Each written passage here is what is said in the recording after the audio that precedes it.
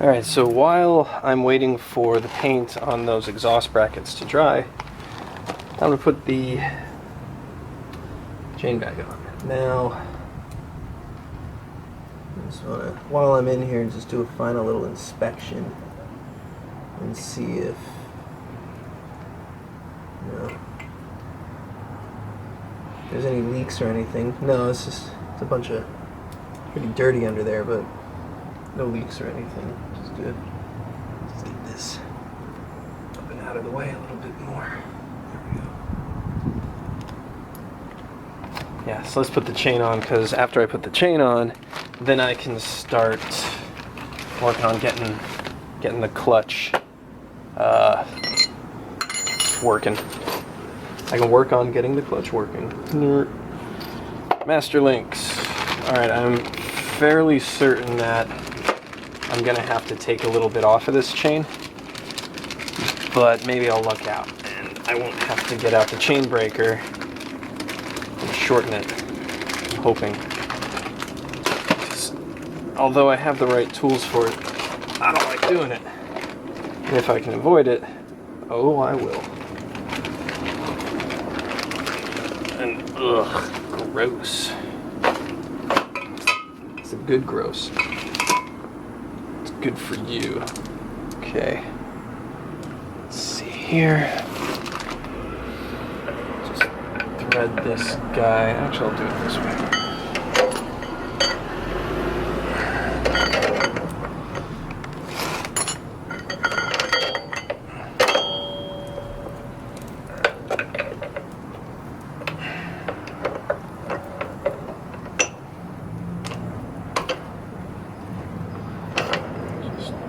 This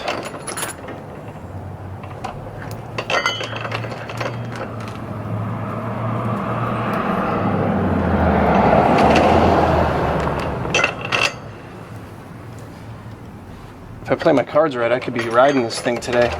That'd be pretty sweet. Yeah, this thing's a little long.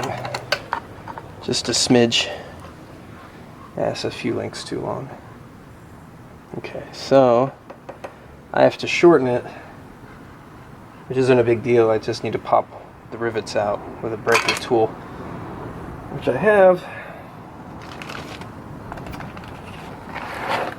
I just need to make sure I don't shorten it too much, because adding is way harder to do than subtracting on these bikes, on any bike. Alright, so that looks pretty good. So if I take out that pin, let me see if I can show you.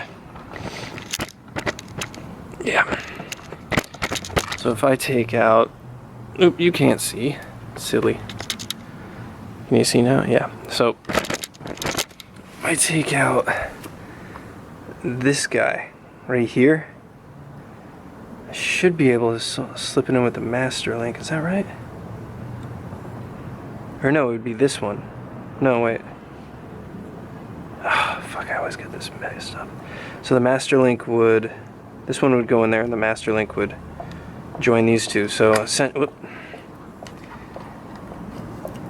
So I gotta take out the pin from this one.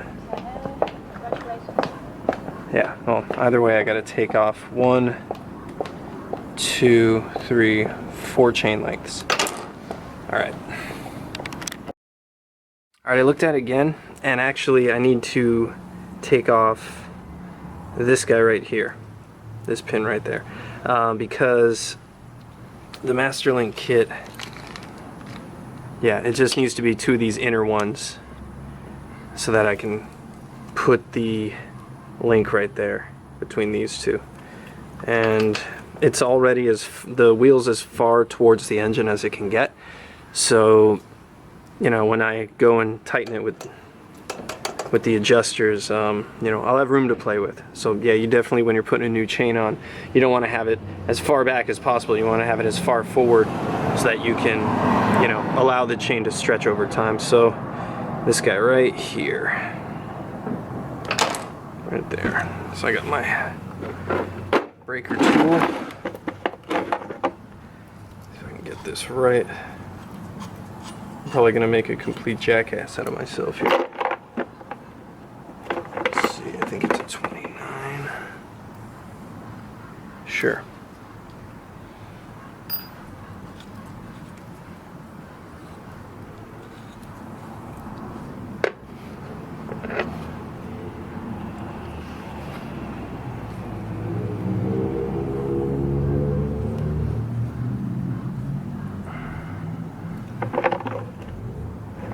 Alright, I gotta get some things back. So I put in the right pin to press this out, and let me just double check to make sure I'm taking the right one out, and it is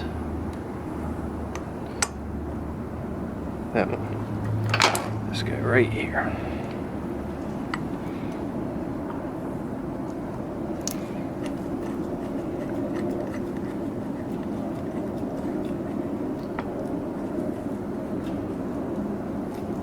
Okay.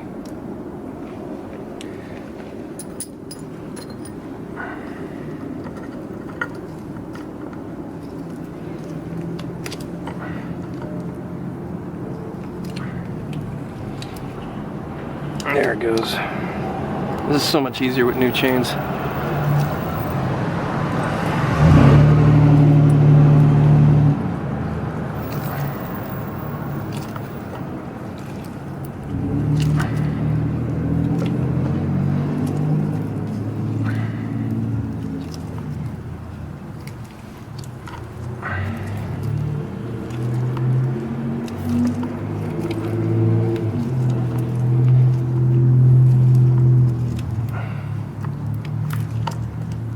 Should be pressed out pretty soon.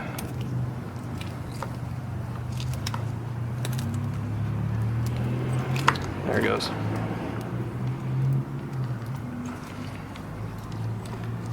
I think so. Yep. Cool.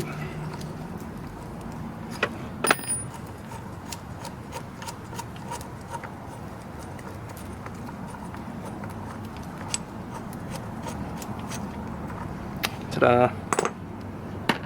Alright, master link. Hands are all greasy. I use teeth. Why not?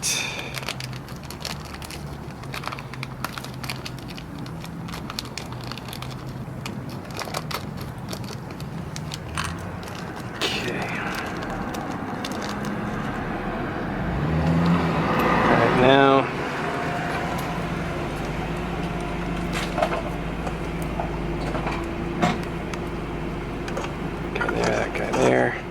whoops.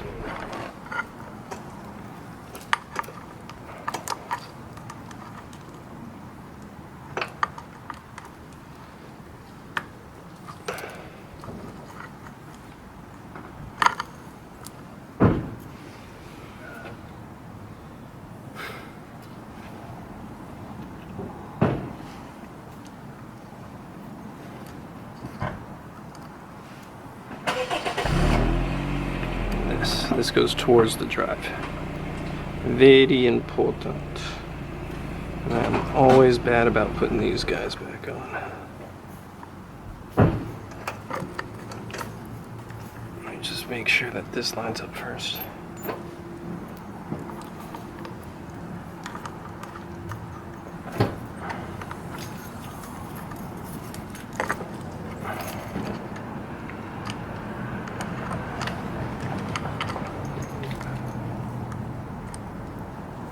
No, get back here.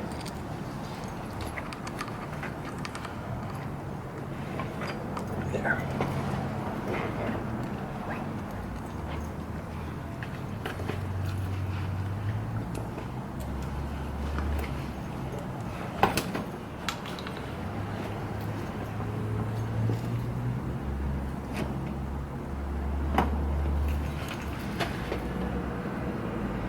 Let me get my pliers.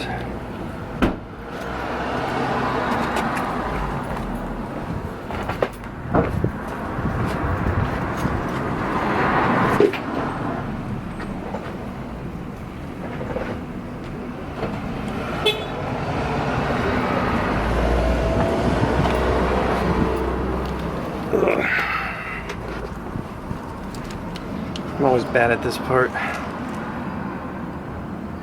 Let's see if I can do it right now that the camera's on.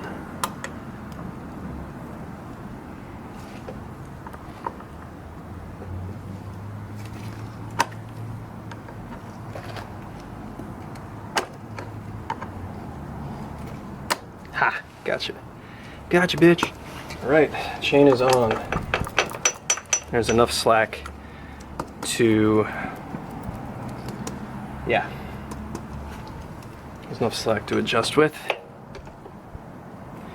So let's do that. Alright, getting the chain tightened and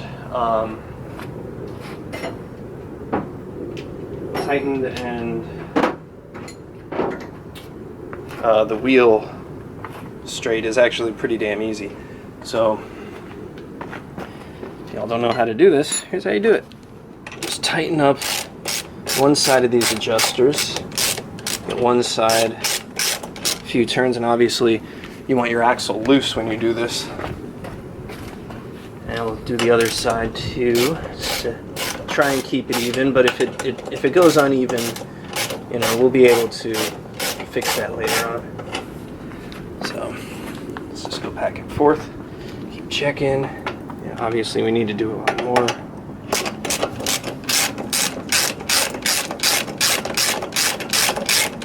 Do that.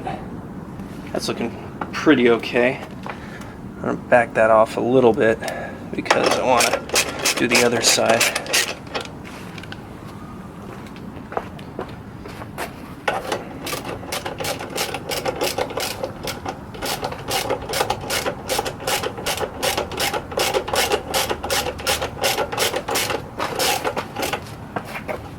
Okay, so let's see what the chain tension is like.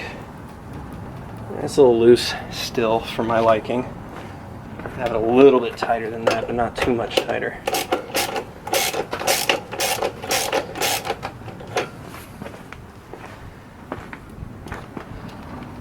It's pretty good. A little bit more.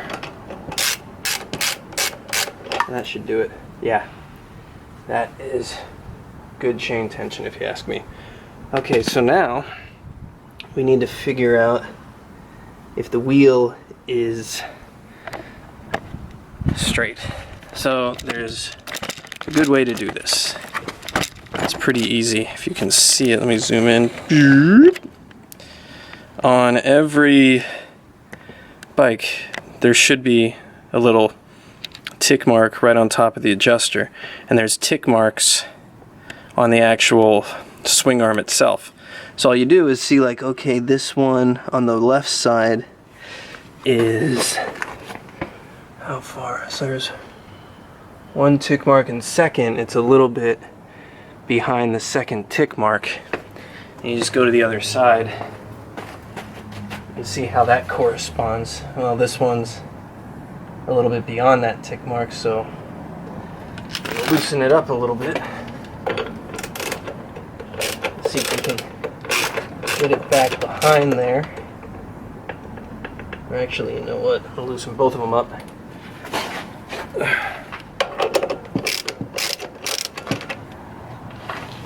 And try again.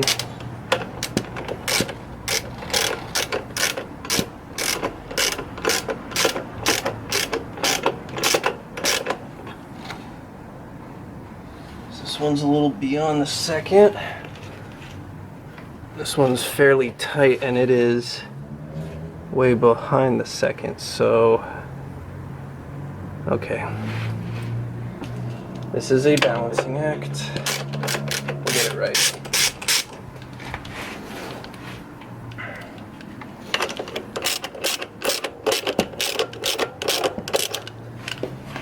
So tension is, that's a little, it's actually a little tighter than I actually want it. I want it to be a little bit loosen that, but it's just about the second mark.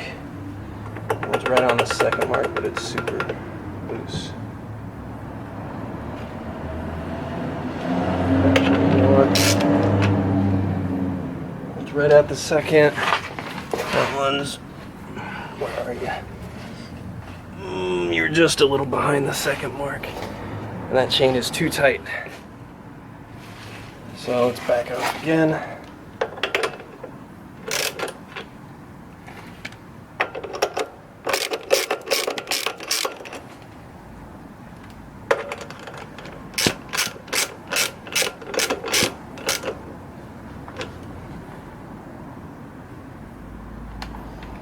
Second, that is, well, alright, so obviously we need to go back and forth a little bit to get this right, but essentially when you get these hash marks even on both sides, your wheel's straight. So once you get to the point where you're happy with both sides, spin the inner nut all the way in and tighten it. And that'll lock you right in place. And also then double check, because it'll also push the, it'll also tighten the chain a little bit more, because the act of tightening this nut will pull the chain a little bit more. So just make sure that you still got as much tension as you want. That might be a wee bit too tight, but it's not too bad. So okay, so next thing you do is to get your axle nut nice and tight, and that's pretty damn self-explanatory, so I'm not gonna go over it. But, you know, obviously remember to put a cotter pin in there when you're done. All the exhaust stuff is mounted now. I put a rubber bushing in there so that it'll still move around a little bit, because you don't want it too tight or else stuff will snap. So you want it to be able to take the bumps, move around a little bit. So we're good. And then, you know, this one might have to, well, you know, it's fine. This one's good. This one's making a little bit of noise. I might have to tighten that one up a little bit, but yeah, it's good. And you can hardly tell the bracket too. It's nice and out of the way, does the job. And now let's listen to the bike.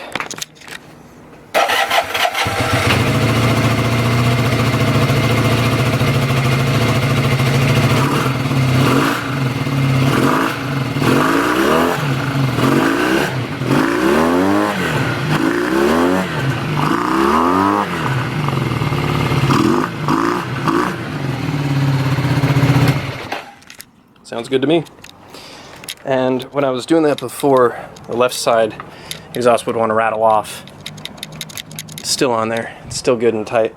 This exhaust heated up pretty damn quick, so I'm going to assume it's still a little bit lean. So I'm going to back these screws out a little bit. But actually, yeah, let me do that now. I want to show you guys something just in case you're having idle issues. And by the way, again, having this little fuel bladder here is awesome for tuning carbs and getting them just right. So if you're having idle issues, like if you just can't, you know, you're playing around with the idle adjustment knob down here and it's just not doing anything, take a look at this. Take a look at your throttle connection at the actual carbs. And maybe you need to screw it in, which will cause more slack on the cable there, which will allow more range of adjustment from the knob. So that's what I was running into. But another thing is, like, if you really are trying to do everything and it's still racing, the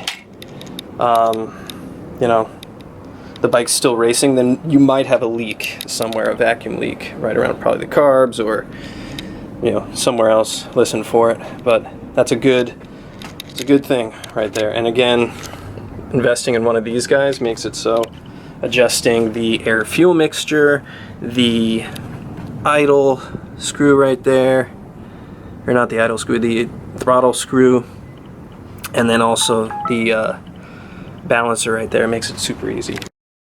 Alrighty, it's crunch time. It's time to adjust the clutch. Now, I've never done this before, and well, on this bike, and this clutch cable is insanely long. So I gotta look at some diagrams and try and figure out how it's supposed to be routed, because it's long, dude. But anyways, I took off the adjustment cover, this guy. Just took that off, 2 screws, no big deal. And now we're looking at this adjustment screw. That's like super loose. It's not where we want it. So first thing you gotta do is break this nut. It's a 12, and then you start loosening the clutch screw or adjustment screw until it gets to the point where it starts getting hard to turn, which is about right there. And then give it a quarter turn back in, right there, and tighten it up.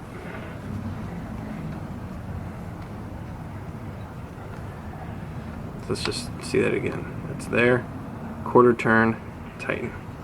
Now, I'm gonna try my best to tighten this without moving the adjustment nut, but it usually doesn't work. Oh no, it does, yay. Okay. Did you see how fast it goes? Now that is adjusted at the Because they pedal faster. clutch itself, but we still have a whole lot of slack. And there's a second adjustment point. Actually, let me show it to you. There's a second adjustment point here. They have scars on their face. Let me see if I can find it on the camera. Right here. And you can see all the play. That's right there. So we're good at the actual clutch. We need to break the lock nut here, which I hope is a 12 because that's what I have on me. It is, yay. So I gotta break this. Actually, let me get in a better position here. Figured out why I can't adjust my clutch. I'm missing ball bearings. They go in here. You see the recesses here on this? There's 3 little recesses there that look like they're supposed to be where balls are supposed to be. It is where balls are supposed to be. They're not there. So I gotta find some balls, put them in there, and then hope that that somehow alleviates my problem. Because it should allow this right here, the spring right here, to, I think, actually compress. Because let's see what happens when I try to, oops, got the wrong bit in. So I think that might be an issue. Makes a lot of sense that it would be. Let's see.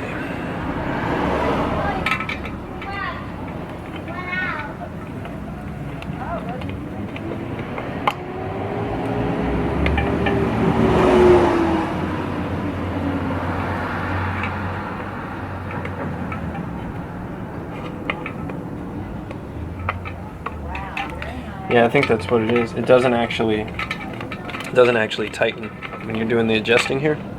It doesn't actually tighten on the back side because it's rotating and there's nothing to, the balls are supposed to be there to hold it in place, but still rotates, so that, like friction, blah blah blah, whatever. Point is, you need to find some balls.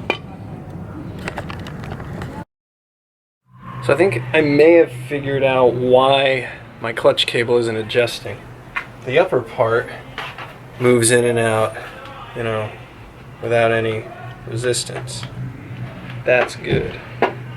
However, the lower part is stuck. So I'm gonna see what I can do to get this guy unstuck, and if I can't, find a new clutch cable.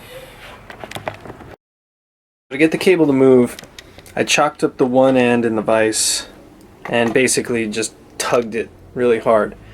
And I got it to move a little bit, and you can see all that gross corrosion in there. That's what sitting for like 10 or 15 years will do. Probably longer than that.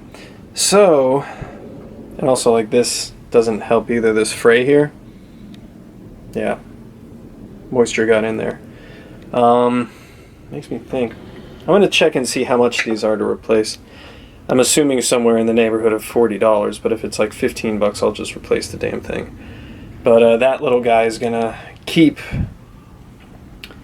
letting moisture in for as long as I have this, so might as well just replace it. But in the meantime, I want to see if I can get this thing moving again, and I think maybe some time in the ultrasonic is necessary. $11, $3 shipping. Yeah, I'm gonna just buy a new one.